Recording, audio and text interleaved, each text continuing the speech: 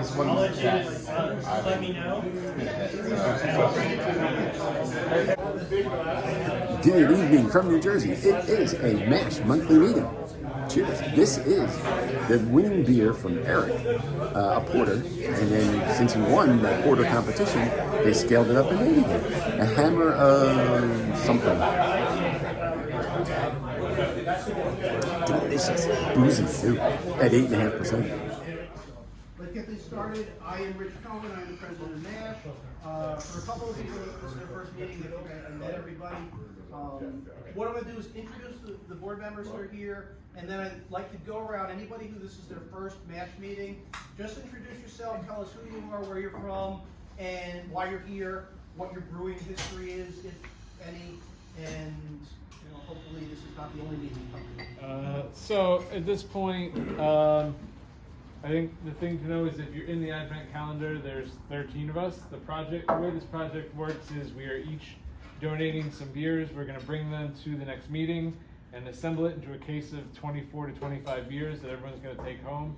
And we're going to do a quick video chat every night for the first 24 days of December if you can join. Talk about the beer, let people share their recipes, share why that beer is special to them, and just use it as a way to be surprised, enjoy each other's homebrew, and celebrate the end of the year. We're closed down on participants for this year, but look for, I think, a recap of how it went and get jazzed because we'll try and plan it earlier next year for next year so more people can get in and we can get more homebrew into it. Thanks, Eric. Okay, so in terms of the rest of Motown MASH, for the people who were part of organizing it, you want to say any words about what you thought went well, didn't go well? Any thoughts? Micah, start with you. Well, I'd first like to thank everyone who joined us for the bottle sort. It was the fastest and least chaotic bottle sort I've ever experienced. It was a wonderful day, and I want to thank everyone for making that possible, because without that one day, there is no competition. Yeah, obviously everyone on the committee did a fantastic job, and everyone who showed up for things like the bottle sort. I do want to do a special shout out to Paul, who printed out on his machine the cup coverers as a gift to the judges. That was fantastic. Everyone loved those, and I've got the 2 color varieties. And also for the work that he did getting all the food together, because the food is the best food in any competition.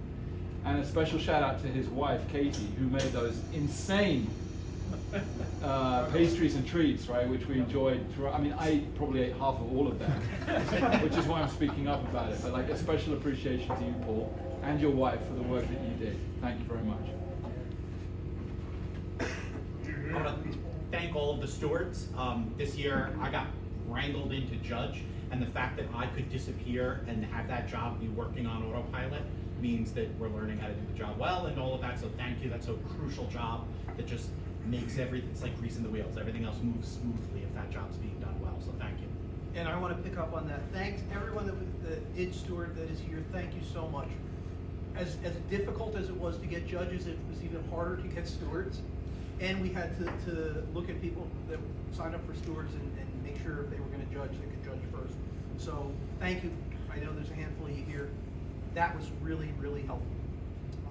Paul, you have anything to say? I was going to shout out Eric for all the judge coordinating and all the work he did that nobody saw to make everything go smoothly. Yeah, because the day went almost flawlessly, and that was mostly thanks to Eric.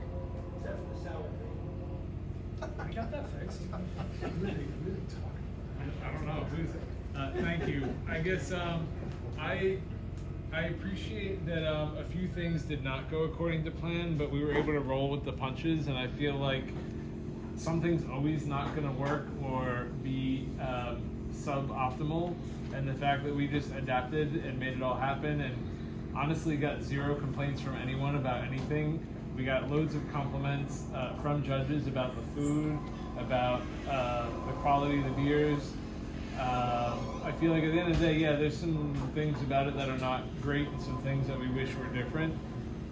But we made it happen, and it was not crazy stressful. We had enough people.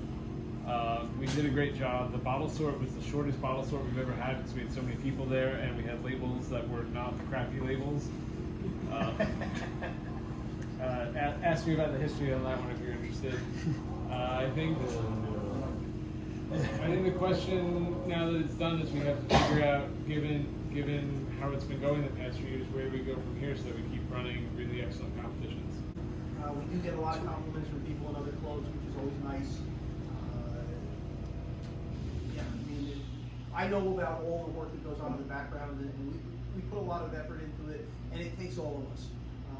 And a special shout out to non-board member Chris, because Chris was very involved, always very helpful.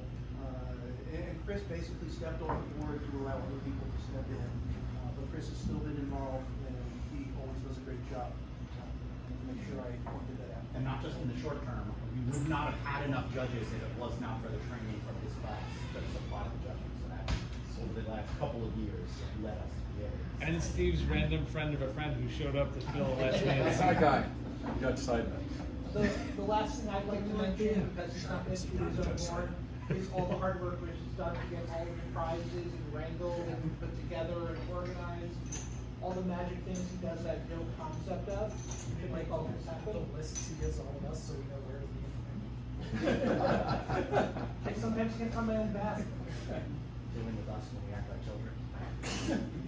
So you're just dealing with us on a regular basis? It takes all of us, and it's a big project. We essentially spend 6 months of the year getting to the point where we can do the competition. Steve, you want to?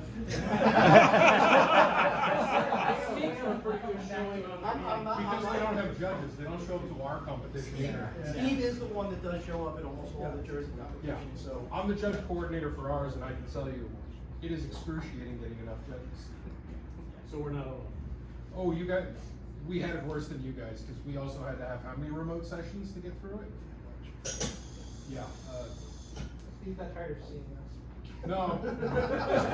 I wouldn't be here if that were true. It's hard to get people to sign up to judge. It's easy to get people to ask for feedback on their beer. It's much harder to get them to say they're willing to judge. So yeah, Motown MASH is done, another successful year. I just always like to talk about it afterwards, and there's been a lot of good comments, and it's nice to thank people in public, so thank you. Paul, I'm gonna turn it over to you for updates. Yeah, continuing with the Motown MASH theme, I have a whole list of everybody in MASH that placed. So we can go through all of our winners there. Hold your applause till the end. Ray took 3rd place with his Belgian Dark Strong. Keith took 3rd place with his Wee Heavy. Mark took 2nd place with a Wit Beer. Chris took 2nd place with a Belgian Pale Ale. Mike Parks took 1st place with an American Porter. Dan Barrican took 1st place with a Matson. Eric took 3rd place with a Saison, 1st place with a Baltic Porter, and 1st place with an Old Ale. Brandon took 2nd place with a Fruit Beer, 2nd place with a Colt, and 1st place with a Hazy IPA that also won 2nd place Best of Show. And I took 1st place with the Berliner Weitzer, and that also won 1st place Best of Show.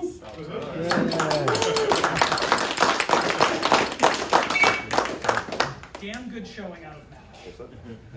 We're going into the next year of the New Jersey Club of the Year contest tied with Garden State now. Yep. So we gotta keep it up to the next 2 contests and see if we can get Well, the more next out of it. competition is Garden State.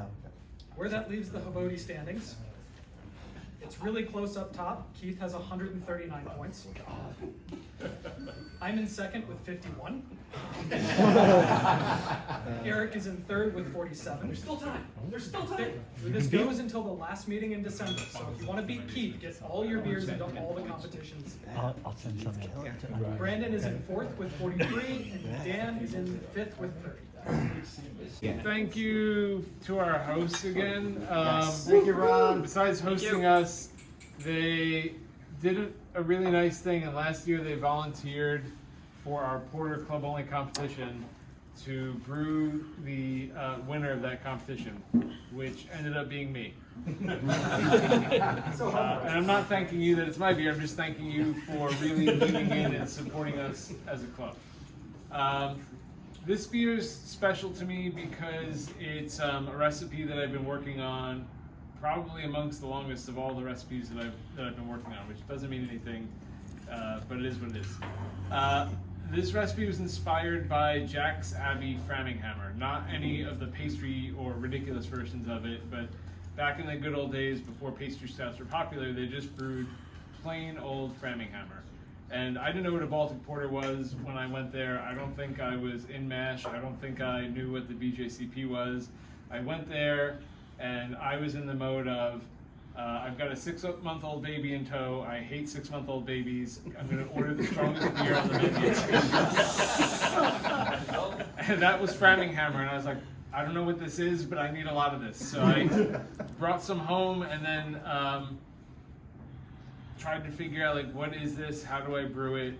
My brewing at that time was like in a completely different direction from Baltic Porter. Worked on the recipe. I created a kerfuffle with my Baltic Porter, I think at the 2016 NJ State Fair homebrew competition, because I won nothing with that beer as far as medals, but Heidi of Angry Eric picked that beer for her Brewer's Choice Ramp Up, which pissed people off because she, I guess, was supposed to pick a beer that won a medal, but she picked my beer. So in 2016 or 2017, we brewed whatever version of the recipe I was on up there. She was in her original location. We had to stir her mash tun by standing on scaffolding using a boat oar. It was a really manual and fun experience. Fast forward to last year, and I think I'm on iteration 6 of the recipe now, and it won club only competition, and we brewed this over the summer, end of the summer, and canned it about 6 weeks ago. The recipe has not changed a ton since then, but based on competition feedback, I've made tweaks here and there, and cheers to Ron and Ronnie, because they brewed it pretty much verbatim, except for, I think we changed the yeast. I think it came out pretty darn good, a good replica of what mine tastes like, and honestly in the last 6 weeks it's only gotten better as it's sat around. What's your yeast, and what yeast did they end up using? My yeast is it was not originally, but is now a Jeff Moriello inspired 3470. Ooh. And what did you use here? What was it called? We used Lucha. So unfortunately, we didn't have the time to let it sit. Production being what it is. But ironically, when we did brew this, I also had a 6-month-old and really needed a strong beer. So That's why you needed it fast. So, it came out great. We really didn't change much. We wanted to stay as true to his recipe as we possibly could. We just scaled back one ingredient a little bit, just based on how it would play on our system versus at the homebrew scale. But thank you for letting us brew. Did you do the Lutra because you could ferment it in a warmer temp? Warmer temperature, and it kind of moves a little quicker. We still conditioned it cold after the initial fermentation, but yeah, getting the kickstart in that fermentation was kind of the goal. Right. How quickly did you turn this around? 4.5 weeks, something like that. From pitch to can? Yeah. It was fast. It was probably twice as fast as I can turn on my version on, and I'm brewing on a homebrew scale. Yeah, one of the things that I think we miss about the homebrew side is that you just do the beer as long as you want. Let it just be what you want it to be. You gotta pay bills here, so unfortunately you gotta churn and burn a little bit. But we did want to give it as much time as we possibly could, and really, give it as much life as it deserved, because it was a great beer when we had it with the competition last year. So thank you guys for letting us brew it.